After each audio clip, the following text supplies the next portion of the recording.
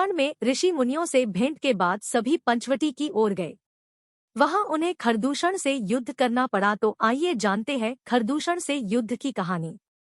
खरदूषण से युद्ध। पंचवटी पहुंचकर लक्ष्मण ने गोदावरी नदी के किनारे बड़ी सुंदर कुटी बना ली। सीताजी को वह कुटी बड़ी अच्छी लगी। सीता और राम दोनों ने लक्ष्मण को अनेक आशीर्वाद दिए। पंचवटी का वास राम को बहुत अच्छा लगा।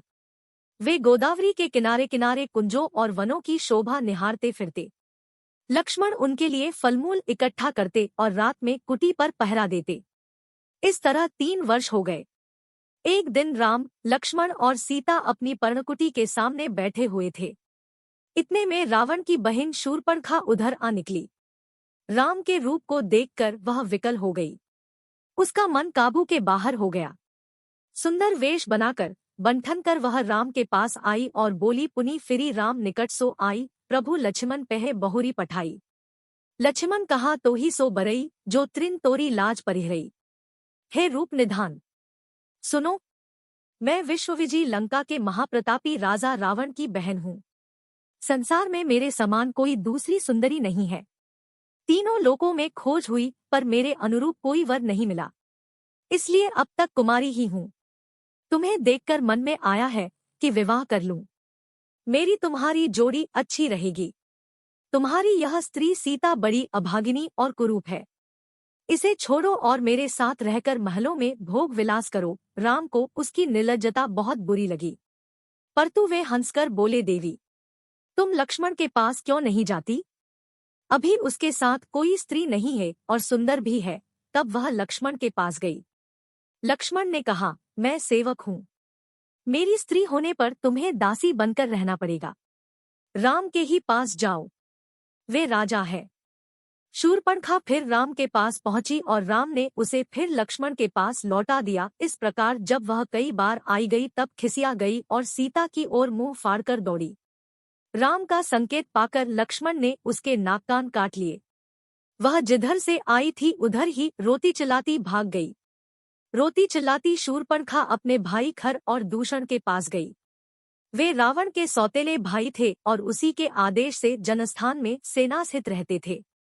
त्रिशिरा उनका सेनापति था। बहन की दुर्दशा देखकर खर ने शूर्पणखा से सारा हाल मालूम किया और अपने सैनिकों की एक टोली राम को मारने के लिए शूर्पणखा के साथ भेज दी। राम ने बात ही बात में सब राक्षसों को मार डाला। शूर्पणखा फिर खर के बलपौरुष को धिक्कारने लगी। एक मनुष्य द्वारा अपना अपमान देखकर खर को बहुत क्रोध आया। अपनी समस्त सेना लेकर उसने राम पर चढ़ाई कर दी। उधर बड़ी भारी सेना आते देखकर राम ने सीताजी को लक्ष्मण के साथ सुरक्षित स्थान पर भेज दिया और स्वयं युद्ध के लिए तैयार हो गए। राक्षसी सेना ने पंचवटी को चारों ओर से घेर लिया। राम ने देखते देखते हजारों राक्षसों को मार डाला। दूषण और त्रिशिरा के मारे जाने पर महारथी खर राम से युद्ध करने के लिए आया। खर ने घोर संग्राम किया। एक बार तो उसने राम का कवच ही काट डाला और उनको लहूलुहान कर दिया। राम ने क्रोधित होकर उसके सारथी और घोड़ों को मार डाला और रथ को चूर चूर कर दिया। तब खर गदा लेकर घोर संग्राम करने लगा। शत्रु को महाप्रबल देखकर राम ने अगस्त्य ऋषि का दिया हुआ वैष्णव धनुष हाथ में लिया और उस पर इंद्रबाण रखकर पूरी शक्ति से चला दिया। बाण खर की छाती में लगा, उसका हृदय फट गया। 1.25 घंटे के युद्ध में अकेले राम ने 14 सहस्र राक्षस मार डाले। जनस्थान से राक्षसों का भय सदा के लिए मिट गया। खर के मारे जाने पर देवताओं ने आनंदित होकर फूलों की वर्षा की और तरह तरह के बाजे बजाए। अगस्त्य ऋषि ने भी आकर रामचंद्र जी को बधाई दी। इतने में सीता सहित लक्ष्मण भी आ गए। राम को सकुशल देखकर दोनों बहुत हर्षित हुए।